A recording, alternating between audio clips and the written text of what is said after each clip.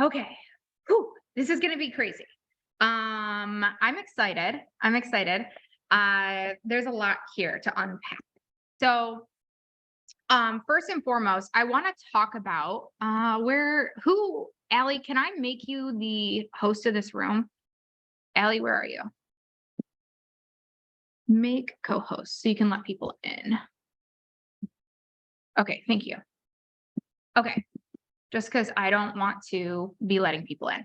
Okay, so welcome. Thank you so much for joining me on such short notice. We literally just sent out we sent out an email, we sent out a text really quick. I realized that this is short notice for everybody. I was gonna sit here, and record a training that was gonna be pre-recorded because I have a doctor's appointment on Wednesday, so I can't do my normal moneymaker meeting. Which is just an annual checkup, not a big deal, but I don't want to change my doctor's appointment. I want to go on time. So as I was sitting to open up this very emotional, very vulnerable training, I thought, why would I do this without my people here? Like this is such a raw emotional thing to be talking about. I'm just going to do this live. I'm going to do it right now. I'm just going to announce to everybody. And I called Allie really quick and I was like, Allie, let's just send out a text. Let's send out an email and let's just see if anybody comes. Like, who cares that it's not scheduled? Who cares? Like, let's just do it right now. And she was like, okay. Because that's how we always used to do things. We're plan everything right now because we're much more planned, we're much more organized. But back in the day, nothing was ever planned. So let's just do it. So we're gonna do that. Over the last 6 months, I have battled some pretty crazy battles, and it's nothing to do with my health, nothing to do with my nothing very serious. Um, but in my business, I have been silently going through some things that most people don't know about. And I have been just going and charging through them. So I want to celebrate some big wins. First, I want to tell you guys about some of the things that I've done that have been really, really amazing. And this is really important for me to share with you guys because a lot of times what happens is in business, you guys see the highlight reel, right? You see the highlight reel. You see all of the incredible things that I've been doing. You have been seeing the fact that we have done 2 events this year, 2 in-person events. We've pulled them off with hundreds of people who have been traveling all over the country to come to our events, right? And in those events, our first event, we made $272,000. And we celebrated that in April. And then we did our second event in Buffalo. To date, we have done, what's the number? Alexis, throw that in the chat for us. What's our total sales? I think it's 262. Is that a little more than that? 270 something? It's about 270, 260. Just gonna throw it in the chat for us. I believe it's 260 to $270,000 in sales. Officially 280. So we broke our sales record from the last event. Is that true? That's incredible. So officially, oh, I have goosebumps. We pulled off a virtual event. We officially broke our sales record from the first event. No, everybody told us we could not possibly have a profitable event the first time. We've now done it twice, 2 events in a row. And so that's incredible, right? We're doing things people told us we couldn't. We launched a funnel, a self-liquidating offer funnel, and everybody told us you can't have a profitable funnel. And now we have a profitable funnel. And so all this year, I've been doing things that people said you can't. You can't do that, Alyssa. You can't have an event that is profitable the first time you do it. You shouldn't even try to do an event without hosting a small retreat first or a virtual event first. I've never even done a virtual event. I don't even know. I've never done that, right? And I defy the odds of what is possible over and over and over and over again.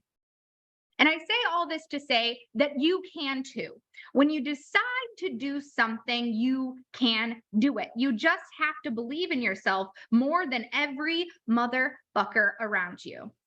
Because it doesn't matter what everybody else says is possible. It doesn't matter what every other person around you says you can do. If you believe that you can do it, you absolutely can.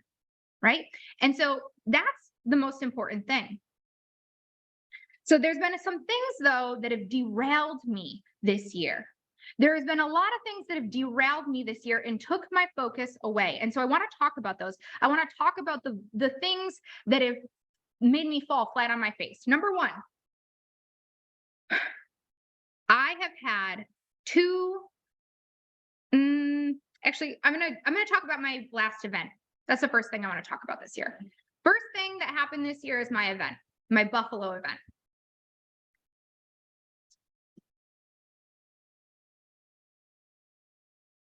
Hold on. I didn't like the view. Ugh, this isn't me. Okay. So my Buffalo event. First of all, I want to tell you that I had been dreaming up my Buffalo event since 2019. I went to view the event venue in 2019. I went to the Forbes Theater and I thought, I am going to do an event here. I walked the grounds of the Buffalo event or the venue, the Forbes Theater, and I was like, this is the place. And then finally in 2022, when we could do an event in Buffalo, I realized it was going to happen and I was pumped. I was ecstatic, right? Gosh, this is driving me nuts. There we go. Okay. I was getting this, I don't know what's going on. I'm getting annoyed. I was getting a lot of like flickering happening on my Zoom. It's driving me insane. And you know what my thoughts were? My thoughts around our Buffalo event were, I can't wait for all the people of Buffalo, all of my friends, all of my family to get to see all the magic that I do. I can't wait for them to get to see what I do. I can't wait for them to get a taste of what it looks like to be in the room with me. I can't wait for them to see how my clients are changed. I can't wait for Buffalo to feel how I can change a room. I can't wait for all of the business owners that I have supported year in and year out to get to support me. I can't wait for Buffalo. Buffalo is going to be so excited. And we picked that event venue knowing for sure that our clients would come and that Buffalo would be immersed with our clients. And I want to tell you what happened. We launched our Buffalo event and no one from Buffalo was coming. No one from Buffalo bought tickets. And I thought, well, maybe they just didn't see the information. So I started messaging them and our team started messaging them.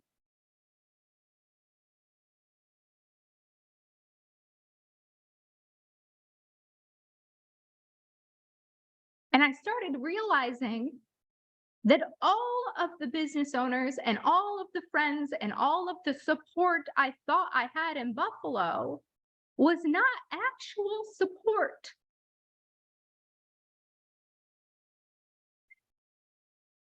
They were people that I was convenient enough to talk to when they needed something. They were people who didn't have a problem asking me for favors, asking me for help in their business when I was good enough to give them free advice. But I wasn't good enough to support when I was bringing an event to Buffalo. And I will tell you, the only person from Buffalo who came to my event was a woman named Michelle. I met Michelle 3 weeks before my event, and she bought a ticket last minute to support me. The reason I tell you this is because I learned a very hard lesson around who actually supports you. It will not be the people you think are your friends. It will not be your family. It will be complete strangers. The people that showed up in Buffalo for me were my best clients. They were 60 people that were in my mastermind or my boot camp. They were 70 people virtually across the country and from Quebec that were from this audience. And it was incredible. And at the end of the day, did it matter? No. Were my feelings hurt? Absolutely, they were. Is that okay? Yes. Did I cry about it? Fuck yeah, I did. I'm still crying about it. Still hurt by it. Because I built up this idea that there was a bunch of people in my network that really, really wanted to support me in my business. People that I supported, and I have an energy, right? We often project who we are and believe that people are the same as us. And the reality is they're not.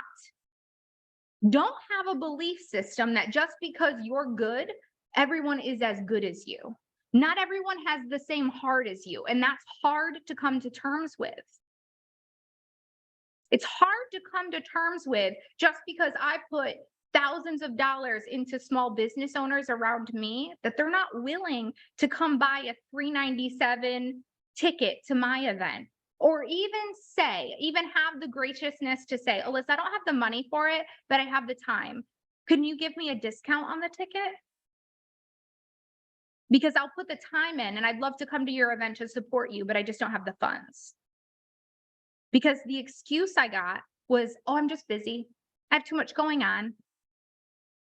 And I thought, well, that's about you. What about me? Because I put time and support and energy into your business, and not because of me, but because of you, because I care about you, right? So my lesson in that silent battle was that our first event was hard because it was our first event. Our second event broke my heart because it made me realize that the people in my community were not people that were going to show up for me.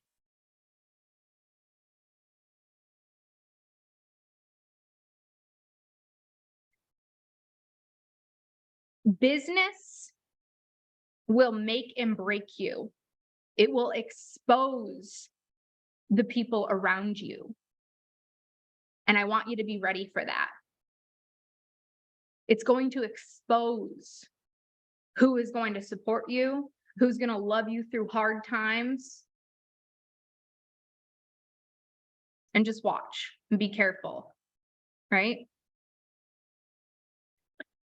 Speaking of be careful, let's move on to silent battle number 2. This year, I opted in for 2 things that looked like opportunities. Be careful what you see as opportunities. Sometimes opportunities are just really big, stupid distractions. How many of you can relate to seeing things that look like opportunities that just end up being big, stupid distractions? Yeah, I've been there. I've done that. So this year I saw 2 things that looked like really great opportunities that turned into ginormous, stupid distractions. I'm going to talk about these big, stupid distractions. They both were partnerships, 2 partnerships.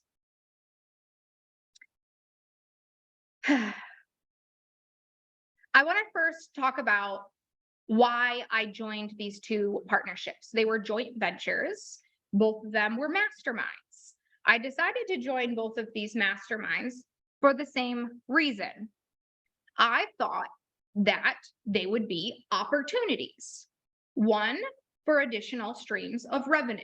I thought, great, These people both have audiences. These could be additional streams of revenue to me. It seems like little pieces of work. I come, show up in each of them, and I have these streams of revenue coming in while I still have my own company working. This could be really great.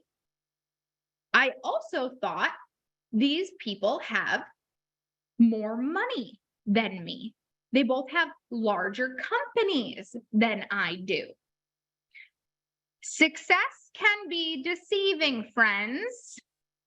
Sometimes what looks like success externally is not always successful. What do I mean by that? Big money does not always look like, or big money does not always mean something is successful. It does not always mean that their clients are happy. It does not always mean that their team is happy. It does not always mean that the people within the company are performing well. It does not always mean that the leadership that are driving these companies are doing very good. You guys catching on to what I'm saying here? Money is not always the best measurement of success, friends. So I beg you, I urge you, when you step into what looks like an opportunity and you think, wow, this person's making a lot of money, this could be a good opportunity so I could make more money because this person's making money. I want you to ask yourself these three things. Is this person a good leader? Is this person generating great results for the people they're working with? Are the team members that they're working with happy? Because if I would have asked myself those things in both areas, both joint ventures, I can now see that I would have come up with different conclusions.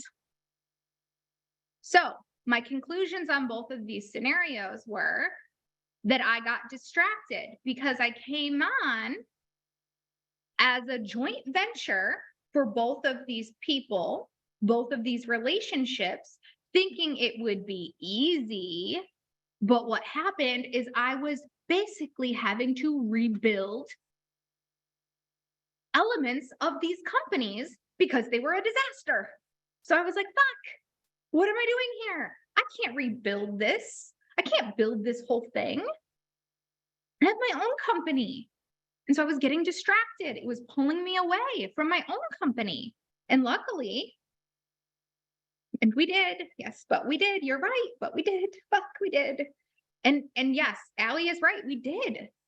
We did, because at that point it was like, man, signed, sealed, delivered, I gotta freaking do it. My name is on this stuff. And this is the thing, when my name is on something, I have conviction. My name is on this, it must be good. Because I make sure the people are happy. I make sure I deliver a result. I have conviction in everything I deliver. It has got to be good. It has to be great. There has to be execution. I have follow through, no matter what. And so if my name is on something, I can't just say, well, it is what it is. And so I did. And so what happened is the result of my company is my current clients were still being delivered to, but we weren't really bringing on more clients in my company because I was over here trying to create more clients. I was over here trying to create more clients and trying to deliver what I needed to over here and trying to deliver what I needed to over here. And so although we were still doing 6 figures across the board per month, I was a disaster. I was a mess. I was emotional. I was in distress because I was trying to rebuild what I had already created in my own company for these 2 other companies that did not have what I had. And that's when it hit me. That's when it fucking hit me, guys. I didn't reach out to them. I didn't say, hey, do you want to do a joint venture with me? They fucking reached out to me because it wasn't that I needed them, they needed me. Damn it, it pisses me off so much. It was not an opportunity for me, it was an opportunity for them. It was a fucking opportunity for them.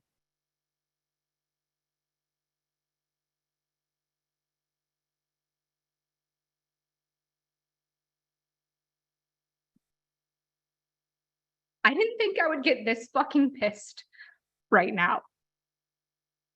But at the end of the fucking day, I got used.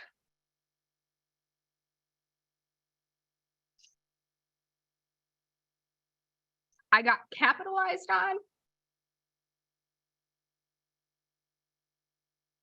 because I am fucking good at what I do.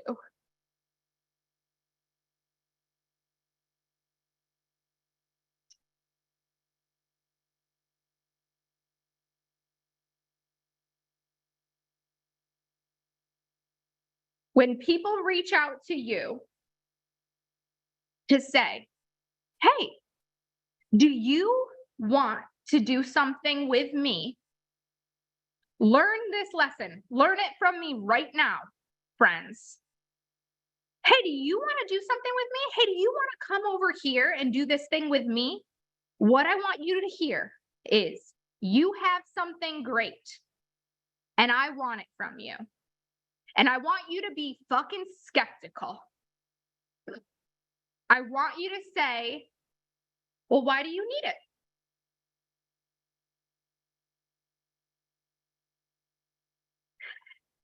And I hate that I have to say this to you. I hate that I have to want you to be skeptical.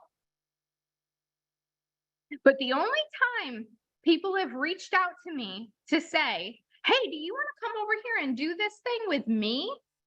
Is because they wanted what I have so they could utilize it, so they could learn it, and then they can cut me out of it. That's the only time.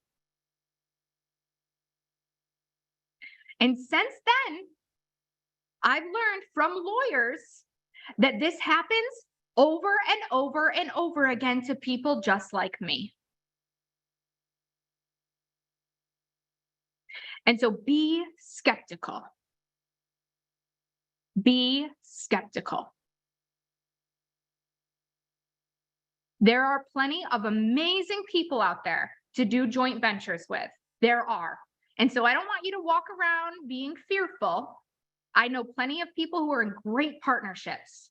Jamie and Jessica, right? Jamie Gruel, Jessica, great partnerships. There are plenty of them out there. But make sure it's an equal opportunity. Make sure you are both bringing something to the table and you understand that.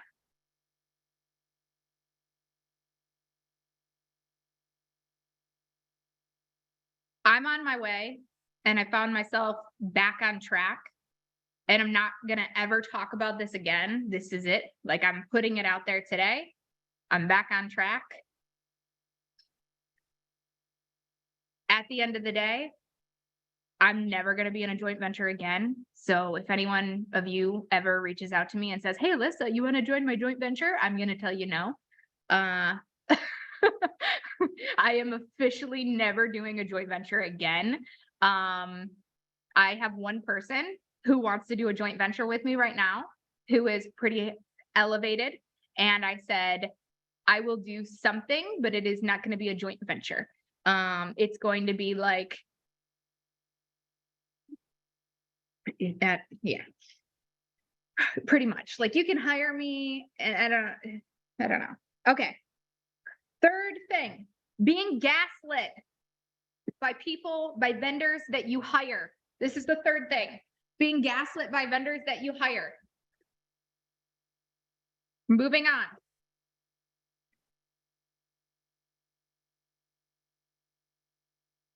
Third thing I want to warn you about, silent battle number 3. Oh, wait.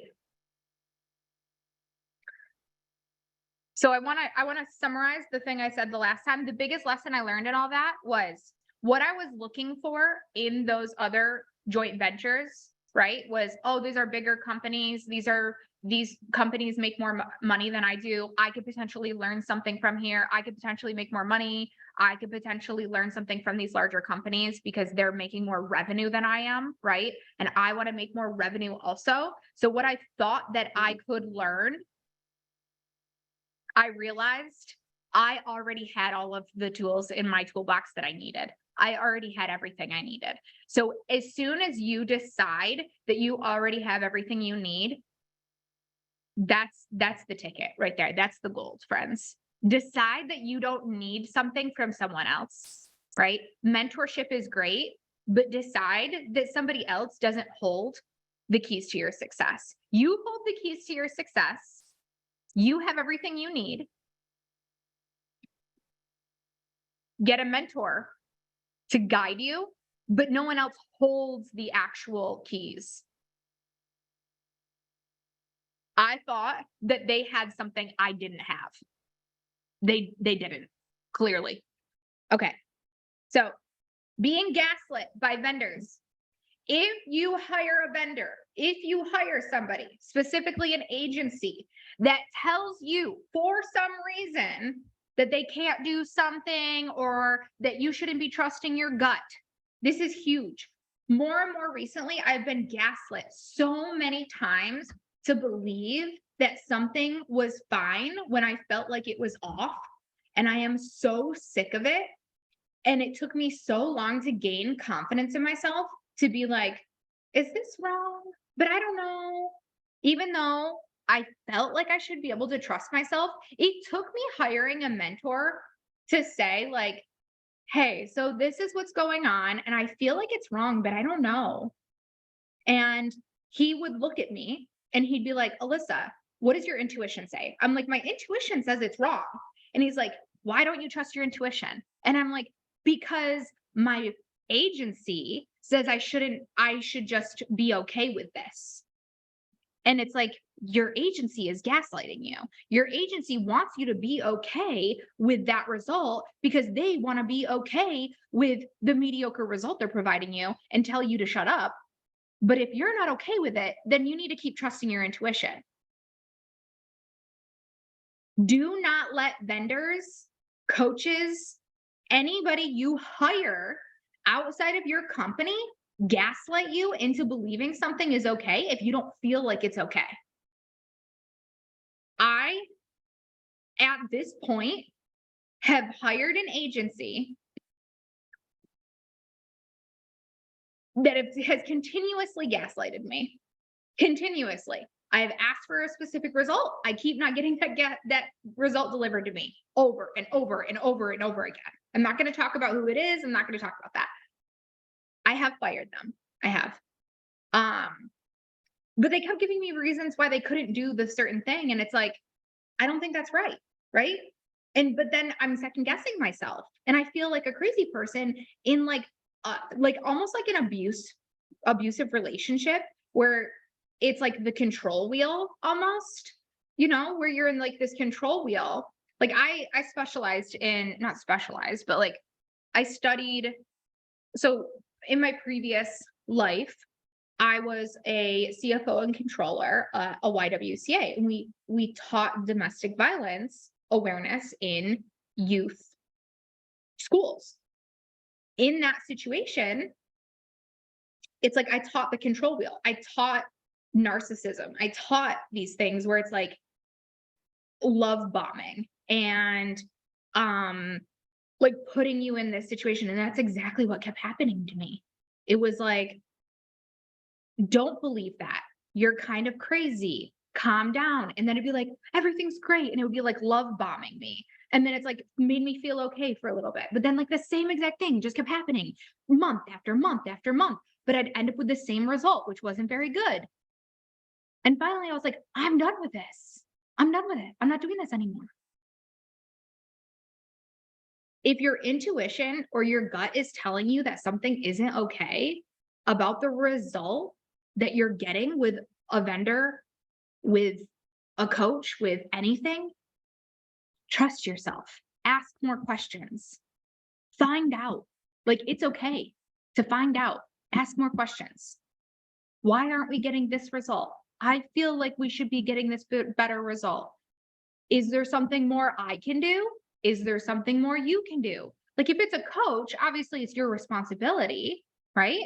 Like, a coach isn't, you hire a mentor, you hire a coach to, like, when you hire a mentor, when you hire a coach, it's so you can understand the concepts, the psychology, so you can learn to fish, right?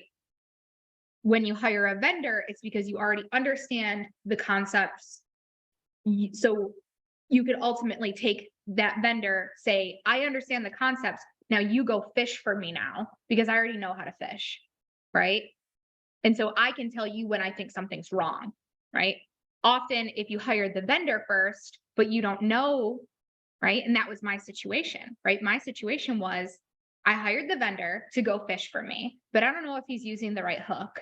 And so then I had to hire a mentor to say, hey, can you tell me if my vendor is using the right hook to fish for me? Because he's not catching a lot of fish. So I don't know if he's doing it right, right? You guys are going to put yourselves in the same situation if you don't understand the psychology and the concepts of marketing and getting clients, right? That's the exact situation I was just in at a very high level, because I'm talking about the fact that I want to scale a self-liquidating offer, right? You guys aren't there yet. It's fine. All that to say, trust yourself. Something feels off, it's off. The thing that I'll never forget that my mentor most recently said to me was, entrepreneurs, highly successful ones, especially, we have a level of intuition, a level of knowledge that really can't be understood by just a normal human, right?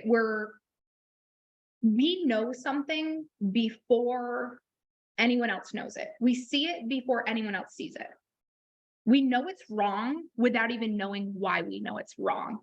And so if you know something's wrong or off, or it feels wrong, it's off or wrong or feels bad without even understanding why. And so you should trust that.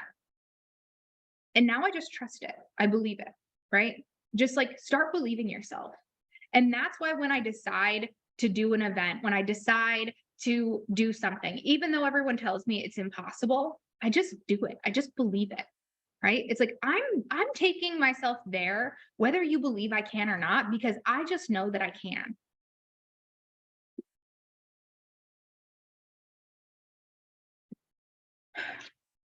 Erica says, still learning to trust my gut on things. Gaslighting is never okay. Huge trigger for me. Yeah.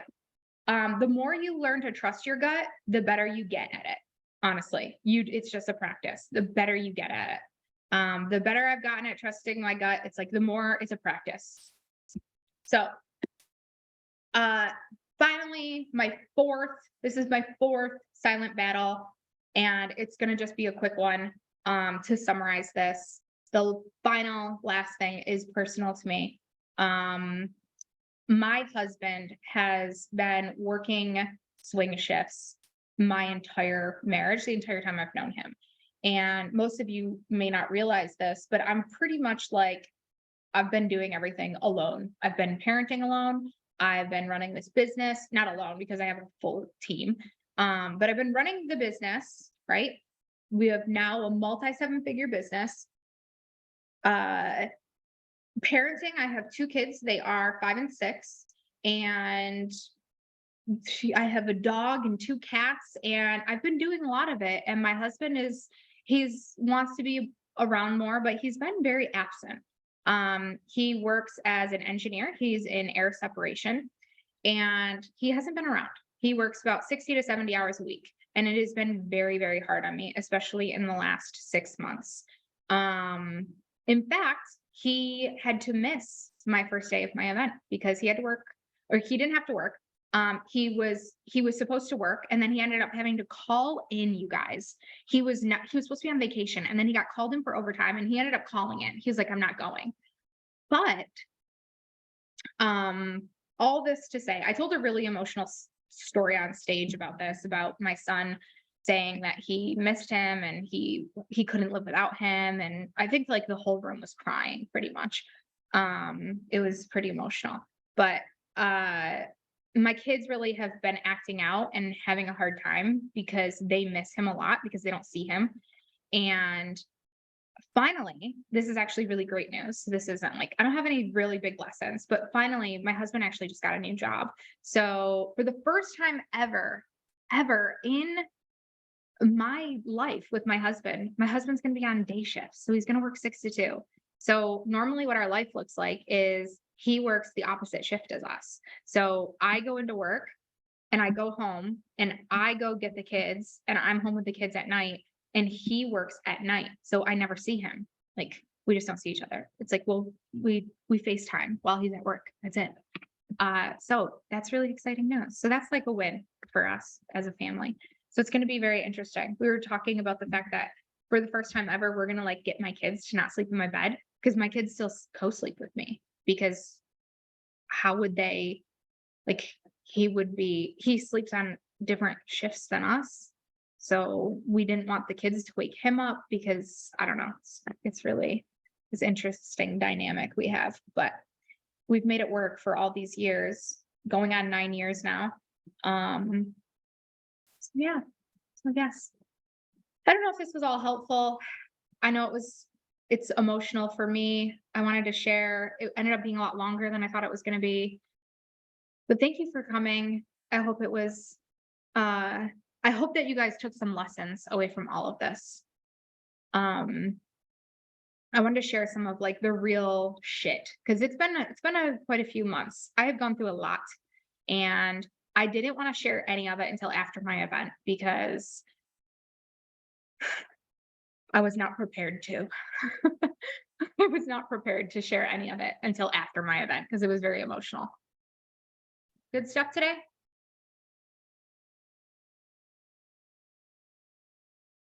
You are no longer alone. Yeah, I think the internet gurus share the highlight reels, right? The gurus are like, look at this highlight reel, look at all this success, everything is so great. And they don't share the battles. And I wasn't ready to share the battles until after my event, because I just wasn't prepared for it. But I knew that I was going to share this shit with you. I was going to share some of the bad shit. I wanted to share the bad shit with you. And I will continue to do so. I think it's a good part of, I don't think anyone is going to get to the $2 million cash collected mark without going through some bad shit. So I hope that you guys take away some of this and remember some of these lessons because I know that you'll be in similar positions. If you have goals like I have, you're going to be in similar positions. You're going to have somebody reach out to you that wants to partner with you because they're going to see your success as an opportunity for them. You're going to be in a position where you want to host your first event and people aren't going to show up that you thought were going to show up for you, right? And I want you to remember all of these things that I said and come back to this and have some more perspective and know like Alyssa got through this so I could get through it too. So, all right. I love you guys. Thank you so much for showing up for me.